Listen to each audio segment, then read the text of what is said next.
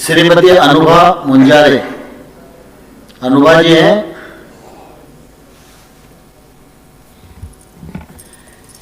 इस सदन में मैं पहली बार निर्वाचित होकर आई हूँ। माननीय अध्यक्ष महोदय, मैं आपका बहुत बहुत आभार व्यक्त करती हूँ, धन्यवाद देती हूँ कि आपने मुझे यहाँ बोलने का अवसर प्रदान किया।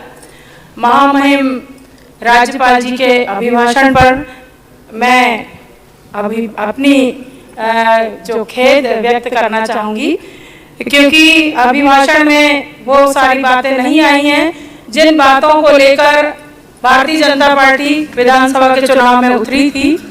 उसमें प्रमुख रूप से, क्योंकि मैं ऐसे जिले से आती हूँ जो हमारे बालाघाट जिले में पूरा मध्य प्रदेश का सबसे बड़ा धान उत्पादक जिला है और सबसे बड़ी तादाद में हमारे यहाँ के किसान भाई धान का उत्पादन करते हैं। 3100 रुपए धान का समर्थन मूल्य देने की बात कही गई थी घोषणा पत्र में, जो कि महामहिम राज्यपाल जी के अभिभाषण में ये बात नहीं आई है। उसी तरह से लाडली बहना योजना, जिसके अंतर्गत 3000 रुपए तक बहनों को देने की बात चुनाव में कही गई थी, लेकिन आज पूरे प्रदेश की और हमारे जिले की क्षेत्र की महिलाएं अपने आप को बहुत ही उदास या निराश महसूस कर रही हैं, क्योंकि वो ये आशा कर रही हैं कि कब हमारी माननीय नवनिर्वाचित सरकार, माननीय मुख्यमंत्री जी इस बात की घोषणा करेंगे और विधिवत उनको पैसा मिलेगा। उसी के साथ गैस सिलेंडर की हम बात करें, अभी माननीय सदस्यगण कुछ कह रहे थे हमारे सत्ता पक्ष के कि उज्ज्वला गैस योजना के अंतर्गत हमारी बहनों को गैस सिलेंडर दिया जा रहा है। मैं अपने क्षेत्र की बात यहाँ रखना चाहूंगी कि मेरे क्षेत्र में 87 ग्राम पंचायतें आती और मेरा जो विधानसभा क्षेत्र है वो शहरी क्षेत्र भी है, जिसमें नगर पालिका क्षेत्र बालाघाट भी लगता है, जिला मुख्यालय।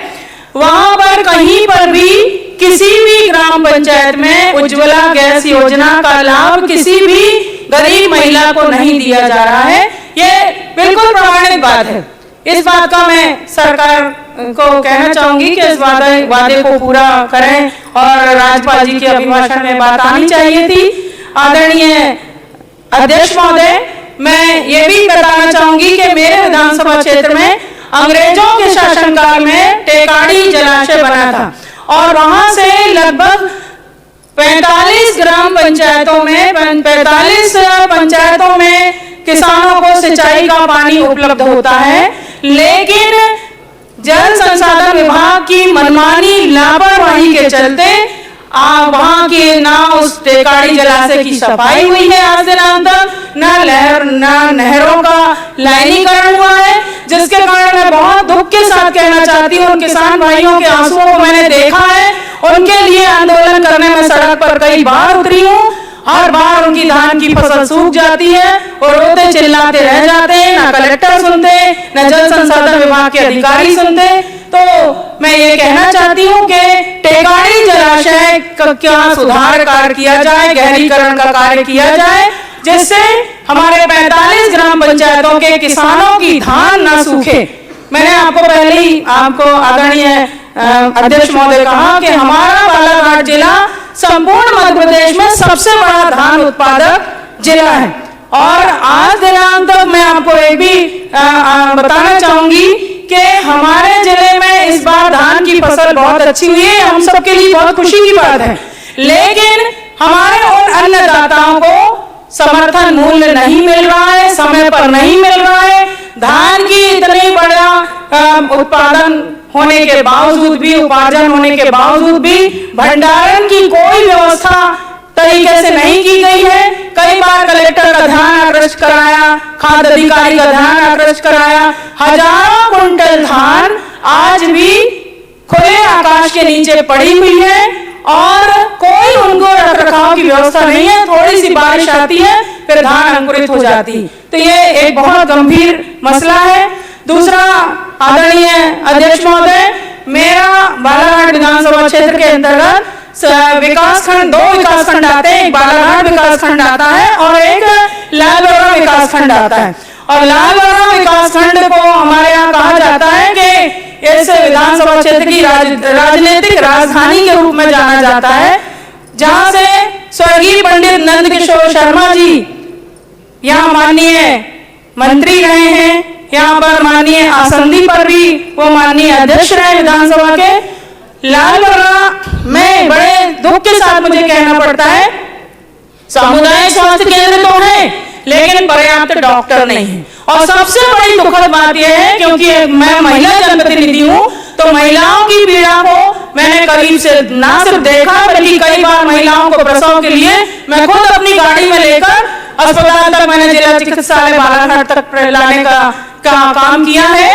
तो वहां पर स्थिति है आदरणीय अध्यक्ष महोदय कि महिला चिकित्सक पूरे समय की नहीं है, हफ्ते में 1 या 2 दिन महिला चिकित्सक आती है लालबर्रा स्वास्थ्य केंद्र में, सामुदायिक स्वास्थ्य केंद्र में, और मुश्किल से 2 या 3 घंटे वो अपनी सेवाएं देती और चली जाती। जबकि 77 ग्राम पंचायतों की महिलाएं अगर उनको महिला चिकित्सक से उपचार करवाना है या प्रसव का कोई मामला है तो लालबर्रा से बालाघाट जिला मुख्यालय की दूरी 25 किलोमीटर है और बहुत सारे गरीब लोग साधनों के अभाव में वहां तक नहीं पहुंच पाते, जिसके कारण प्रसव की गंभीर पीड़ा से जूझती हुई हमारी महिला बहनों को बहुत सारी कठिनाइयों का सामना करना पड़ता है और कई बार वो काल के गाल में समा जाती। तो आदरणीय अध्यक्ष महोदय, मैं आपकी आसंदी को बहुत हृदय से आभार व्यक्त करूंगी, सम्मान करती हूँ और मैं यही कहना चाहती हूँ कि महामहिम राज्यपाल जी इन सारी पीड़ाओं को समझें। ग्रामीण जनों की समस्याओं को हमको देखना पड़ेगा। जब तक राष्ट्रपिता महात्मा गांधी कहते थे कि अगर भारत की असली तस्वीर देखना है तो गांव में जाकर देखो, खेतों में जाकर देखो, खलिहानों में जाकर देखो, क्योंकि असली भारत गांव में बसता है।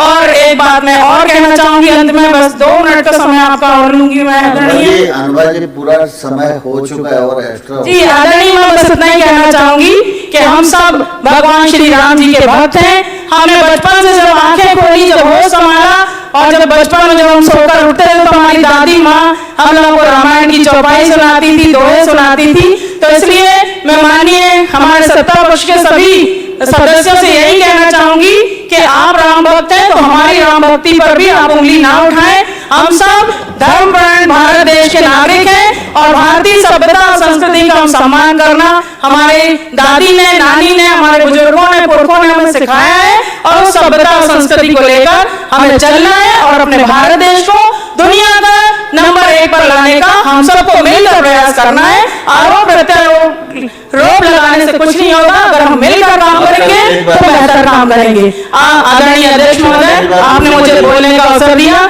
हार्दिक आभार व्यक्त करती हूँ और सदन के सभी सम्मानित सदस्यों को सादर नमन करती हूँ, प्रणाम करती हूँ। जय हिंद, जय भारत, जय लोकतंत्र, जय सीताराम। अयोध्या गई कि नहीं तेज बहादुर जी? जी आदरणीय, मैं अयोध्या आज से 5 साल पहले गई थी और भगवान राम जी की कृपा होगी तो बहुत जल्दी जाऊंगी।